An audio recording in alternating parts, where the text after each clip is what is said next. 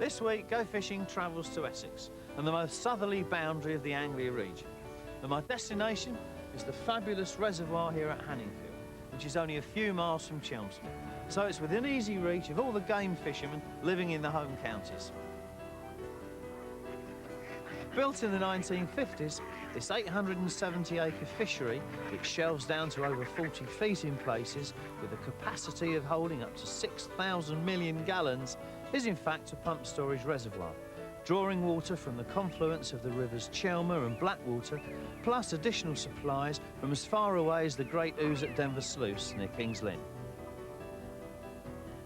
Hanningfield is actually owned by the Essex Water Company, who encourage windsurfers and nature lovers alike, in addition to trout fishermen, who account for over 50,000 rainbows yearly, including more double-figure specimens than any other reservoir fishery within the British Isles. Moreover, in commercial terms, Hanningfield's fish farming enterprise produces a staggering 100 tonnes of rainbow trout per year for the stocking of other fisheries.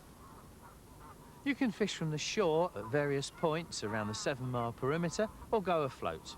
And there are over 50 boats with or without outboard engines, including 2 special flat-bottom craft available for fishermen with special needs. There is even a resident casting instructor on call, in ex-British champion Michael Marshall, who can quickly iron out any wrinkles in your technique. Now, a fascinating byproduct of modern trout fishing comes in the way of an art form. Because these rainbow trout were bred specifically to be caught and eaten, rather than throw the skin and the head away after removing the flesh, which is of course your dinner, you can attempt to restore its beauty as a memento. Now, this particular fish has been on the top of my wardrobe for 2 years, drying out. And when I first preserved it, I made a lateral cut along the bad side of the fish, and having removed its innards, it's tightly packed with sawdust and then sewn up along the cut. But first you must rub a preservative into the skin. You can use household borax or a mixture of saltpetre and burnt alum. And of course now it's rock hard. During the drying out period I put pieces of fine balsa wood either side of all the fins, and they're held with clothes pegs, and when that's taken off I usually put cellophane or very fine card behind them to make them nice and stiff. You also get a bit of shrinkage during the drying out period, and there's been quite a bit in the skull on this particular fish, and this is filled in with resin in readiness for painting it. Now, for painting, it's impossible to colour the trout from memory or indeed from a colour photograph. As you can see from these trout here, rainbows are all different colours. This one's the classical bar of silver with no spots below the lateral line at all, whereas this one's a dark fish, very much like the one I'm going to paint, and its spots reach all the way down to the stomach, and it's got a very strong magenta flash the whole length of it, with magenta on its gill plates too. This is why when I stuff the fish in the first place, I always do a tracing. And from the tracing, I try and itemise each and every colour on the individual fish. And as you can see by this original tracing, it's got lots of spots, almost down to the belly, and it's quite dark green along the back. And all these individual spots can actually be picked out with the brush, so you get exactly what trout you caught. Now, with rainbow trout, in fact any fish, it's all too easy to obliterate its subtle colour patterns, going from silver to magenta to the greens of the back. And so what I do, rather than totally cover the tones that are already there, I just highlight them by mixing dope, which is acetate based, with various other colours, and these I just build up in very light layers so that you can add the colour gently without obliterating the skin tones. But before we start actually painting it, let's make it look a little bit more lifelike and add its glass eyes. Well, as you can see, I've already set the eyes into the fish, filled in the colour over its skull so you can't see the filler holes, little magenta on the gill plate there, and I'm building up layers of colour underneath. There's obviously an awful long way to go yet. But before I actually finish colouring this trout, let's see if the fishing here at Hanningfield lives up to expectations. And my boat partner today is Ian Neal, who currently spends more time in Scotland running salmon and sea trout fly fishing courses than tempting rainbows from his home waters in Essex. Here we are Ian, we're finally out on the reservoir. We've been very lucky with the weather, haven't we, today? Beautiful day. Beautiful day, John. We really couldn't have wished for better, could we? No, I thought it was going to be a bit too flat earlier on, but we've got this nice ripple coming along now. Yep. I haven't fished these high D lines like this on the bottom for a long time now. It'd be interesting to see if we get any amongst some of these big fish that are in the reservoir, isn't it? Well, I hope so. Yeah, I've got one of these new extra fast sink high Ds, which really goes down so quickly. It does, it goes down like a rocket, doesn't it?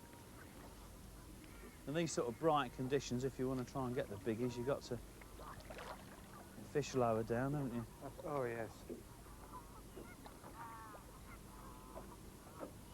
I've got a really buoyant booby on here, on about a 10-foot cast, and I'm just retrieving that in little jigs and jerks there. Yes.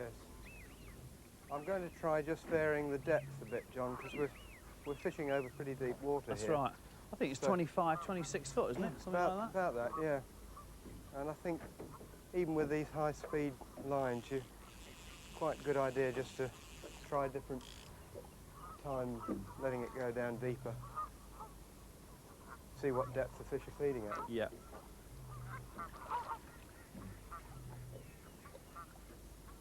It's one of the most pleasant things about boat fishing, isn't it?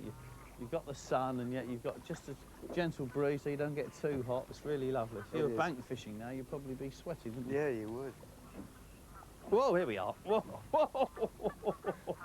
That's amazing, that is. Go. I'll get out the way. Yeah, John. I thought I was retrieving that a little bit too fast then, but no, we're in. I don't think it's a particularly big fish. Whoa, it's pulling well. They don't half go, these. They got this depth of water, haven't they? Yeah. Incredible. Well, these Hanningfield fish take a lot of beating, John. Well, it's known, isn't it, Yep. in southern England, reservoir fishing, that the Hanningfield... Whoa, yes. The Hanningfield trout seem to fight... Whoa, this isn't having any at all. Best of all. Right. Yeah.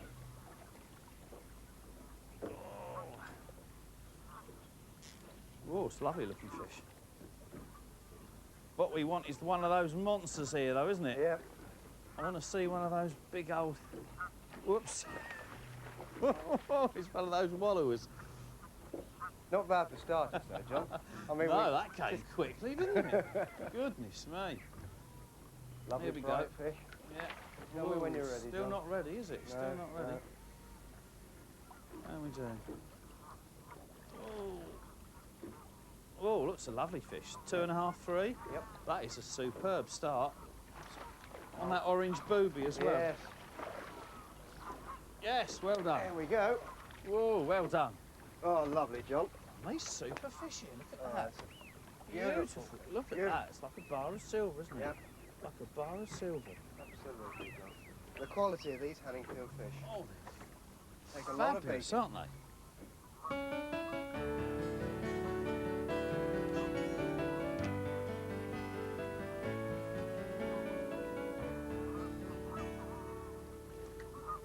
Actually, for a boy born and bred in Colchester, you know, typical Essex man, Steady, steady, John, steady. you seem to spend a lot of your time in Scotland still, don't you? Well, yes, John. As you know, I had a fishing lodge on the west coast of Scotland for a number of years, and I've been looking after fishing parties up there for the last 10 years, on and off. And I've now based myself in the Spey Valley, and Beautiful, isn't it? absolutely Beautiful. magnificent, absolutely superb. And we take a lodge up there, and I take fishing parties of up to sort of 15, 16 people at a time. Some people come along, they've never even held a rod, you know, so we show them spinning and fly fishing, and just so they can get the feel of the whole aspect of game fishing. Oh, hello, you in here? Yep. Well, oh, that's going, isn't it? See that first run, John? That's Right incredible, down, isn't it? took all the line out onto the reel. That's absolutely incredible. Well done. I don't think it's a big fish, but it's just I mean, that took all the line and the backing out then. Incredible.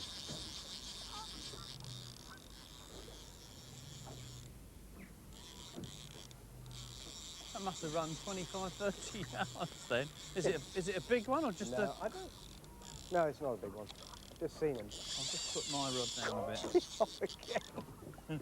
We could get in a right muddle here, wouldn't we? If one's fishing and the other one's blowing these, because they change direction so quickly, don't they? Incredible. Oh, look, that's not a big fish, John.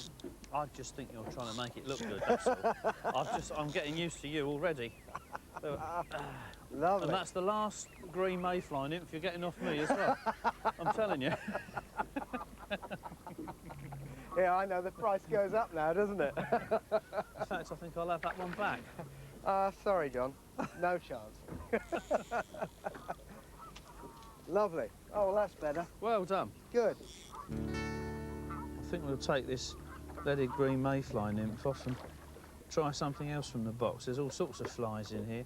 Most of them lures, really, to fish for the rainbows in this reservoir. All these here are boobies, which have got buoyancy bags at the head end, and they're called boobies for obvious reasons. These here are tied by a local expert, Norman Bithell, and they're really, really lovely flies, very pretty, those. These are razzlers, very buoyant, and the boobies and the razzlers you fish on a high D line, a really heavy, fast-sinking line, so that they actually float above it. These are flying devils. I might give those a bit of a go later on. I've got some green baby dolls and lots of matukas. These are good if you need to pull them through the water very fast. And in this section, these are mostly imitative patterns: Montana stone, damselflies, stonefly creations, some tin heads there, mayfly nymphs, baby dolls, all sorts of stuff. Look at those. Those have got silver eyes on them. But I think what we'll do, we'll start off with one of these. Let's give this a go.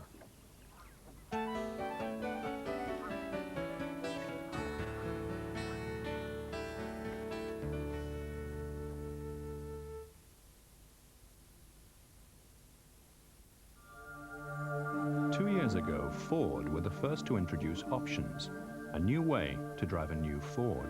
With a simple deposit and installments, over 60,000 customers are now driving a new Ford through options. It puts you in control. At the end of an agreed period, you have 3 options. 1, pay the final balance to keep the car.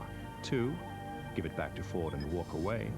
Or 3, allowing for the balance, part exchange it for a new Ford.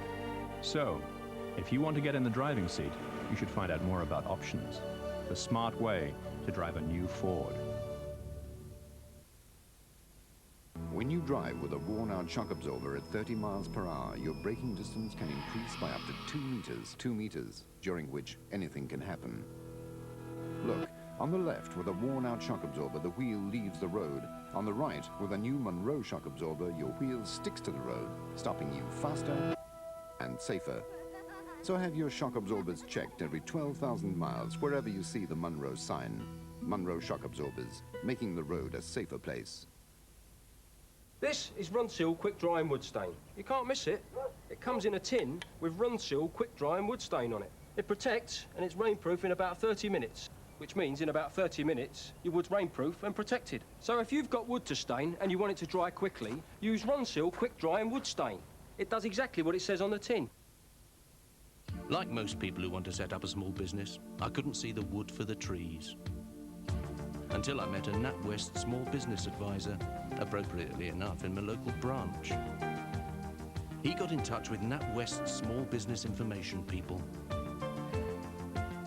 When the document arrived, I was amazed.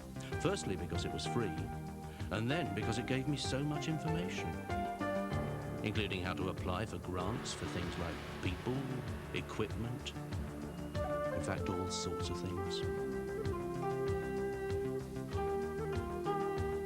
And to think I didn't believe anyone would take an English bonsai company seriously.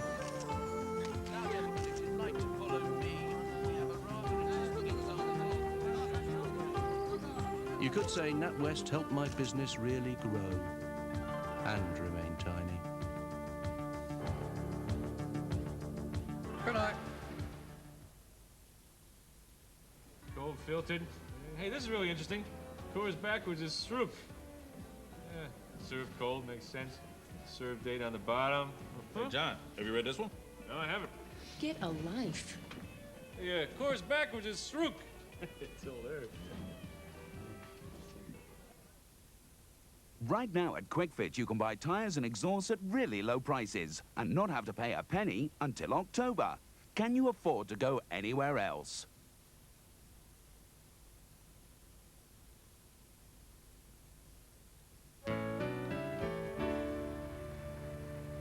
Well, I've left the fishing for a while, as nice as it's been.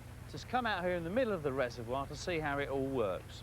One of the reasons the fishing's so consistently good here at Hanningfield is the fact that any one time there are thousands and thousands of trout being fed up and reared on in these cages for release into the reservoir.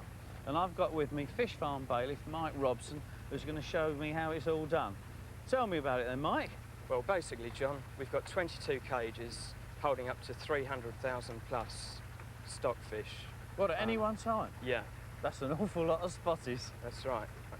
I'll tell you what fascinates me most of all about this setup, though, is this weird grading machine. How does it exactly work? Well, to start with, the fish are taken out of the main cage and they're sucked up in a big hoover into a hopper. What, like a vacuum? Yeah. Right. Then into a hopper and then into a set of like tank tracks. Right. And then as the fish come through, the small ones are put back into the cage and the larger ones, which are up to size for stocking, go straight into the reservoir. And how do you know how many you've put in? Well, at the end of each grading channel, there's a counter. Right. And that lets us know how many fish are actually being stocked. Oh, or I see. put What, the back. bottom there, where that wire's That's coming right, away? yeah. They're a good sized fish, these too, aren't they? Yeah, very good. And what do you do with the small ones that then get back? They just get fed up again until they're of the size for stocking at a later stage? Yeah. Well, That's it's the a basic great way of doing it because it does the fish minimal amount of harm, doesn't it? Yeah. Yeah, they don't get handled or crushed up in a net like Ah. it used to be. Well, I think it's absolutely fascinating.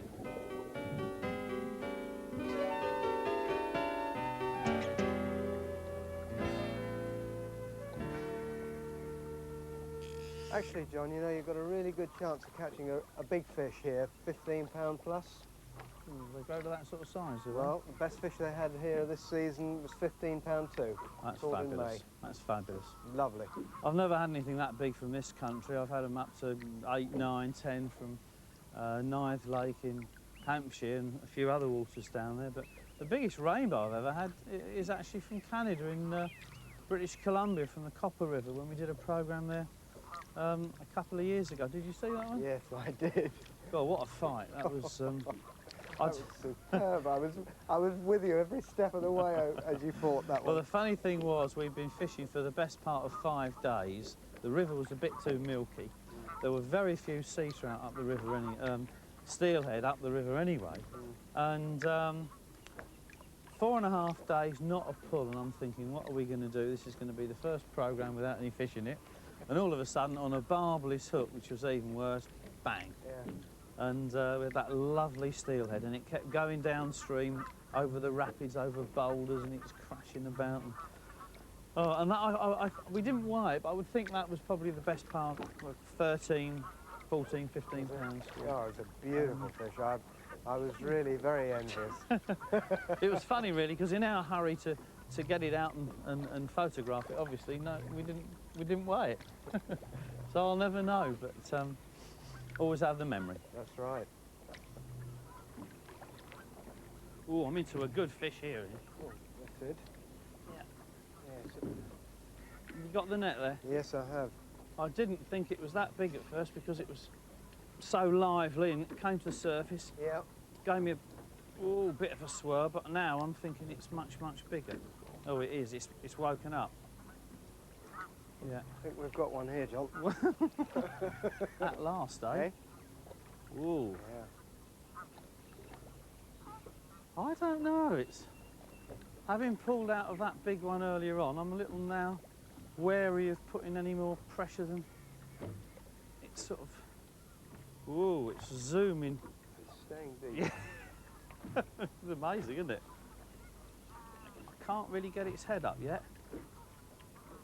they've got some power in this reservoir, haven't they? Yeah. Everything you told me about the place is right. You know, when the manager, old Brian Jocelyn, told me that they're going to pull my arm off, I didn't believe him, but God, this is a good fish. Yeah, I'll tell you what, this is a lovely one. Be very, very careful. Oh, look. look. Oh. Right, now hang on. Look at that. Let's be very, very careful. Don't put the net in yet, because No, don't worry. it's incredibly deep, isn't it? Yep. Oh, that is amazing. Beautiful. I think it's Stay away, almost John. ready now. All right. Yes, well done. There we go. Look. Well Oh, done, yes. Ian. That's All right. lovely. Well done, John. Beautiful Crikey. big deep henfish, That isn't is it? Lovely. I think I'm going to get the weigh bag. Weigh that straight away. I That think fish. so. Good. I'll just take the hook out for you, John. My goodness, these flies of Norman's really do the business, don't they? So just it's just in the scissors. Yep. I was well hooked, but look at that. There it is. Right, let's pop him in. Very few spots on that. I Very know. few spots. Right, away we go. All right. Lovely. And we deduct about 4 ounces for the weigh bag. Let's see what it goes. Whoops. No, it's not as big as we thought. I thought that would be 8 plus. 7.5 in the weigh it? bag, yeah. That's about 7.25. Yeah, Lovely fish though. Beautiful. Beautiful. Lovely fish. Well done. Thank you. Let's have a last look at it. Yeah. That is absolutely superb. Jolly good. Only halfway off the record, John.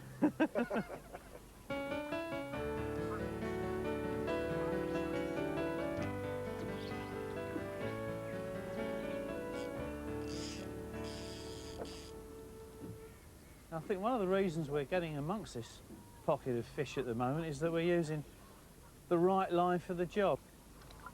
I'll tell you what, I think I'd better get my line in. That looks like a very good fish you got there, Ian, doesn't it? Feels good, John. Did Huh? a lovely long first run. I mean it. What did that take, a booby? Oh, there he goes. Whoa! I'll get mine in and get the net.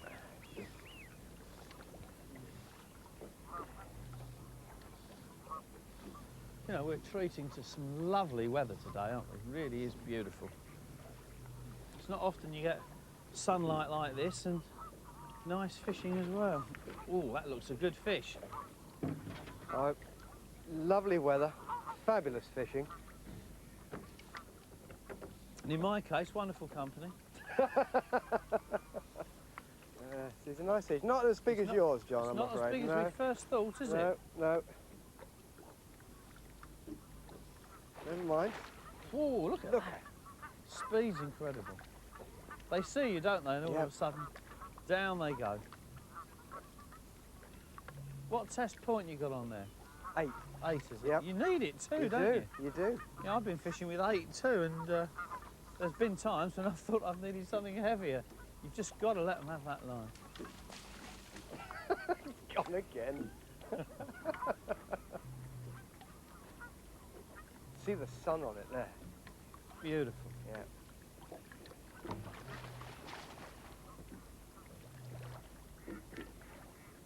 Right, is it coming this time? Yes, All right. gotcha. Well done. Well done. Lovely job. Oh, Thank that's you. getting on for £4. That's a lovely Yeah. rainbow. Lovely rainbow. Thank you very much. That's a beautiful fish. Look at that. Now that's a classic. Well, with so many plump rainbows coming thick and fast, including that near 8-pounder, we'd have been more than satisfied. But there was more to come. As Ian was not flying back to Scotland till the afternoon, we decided to capitalise on the hectic sport and steal a few early hours the following morning, when I slammed into a real monster that went and went and went. Oh, it's kiting very fast to the left there. Yep. I'll get out of the way. All right, thanks, Ian. Well, I didn't think we'd be into anything this quickly, did you? Oh. I'm making on it. I've only got an 8-pound point on, so and that fish looks bigger than Yeah. It looks bigger than £8. It's going around the boat. Looks bigger than £8, doesn't it?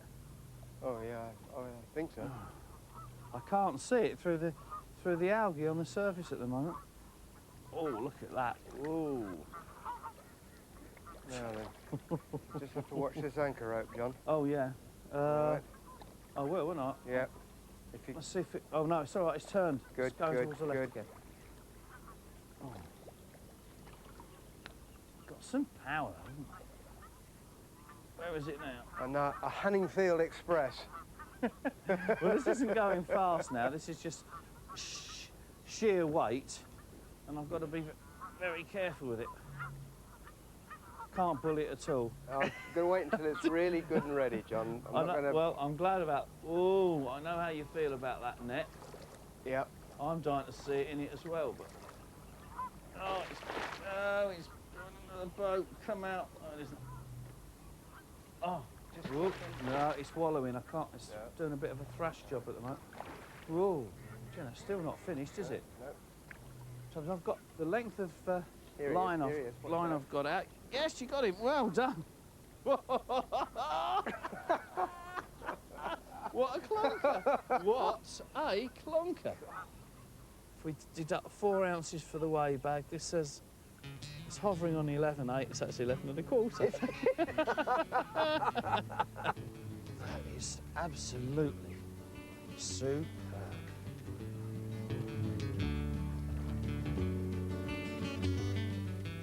John Wilson's Go Fishing Techniques is available price $14.99 from most bookshops.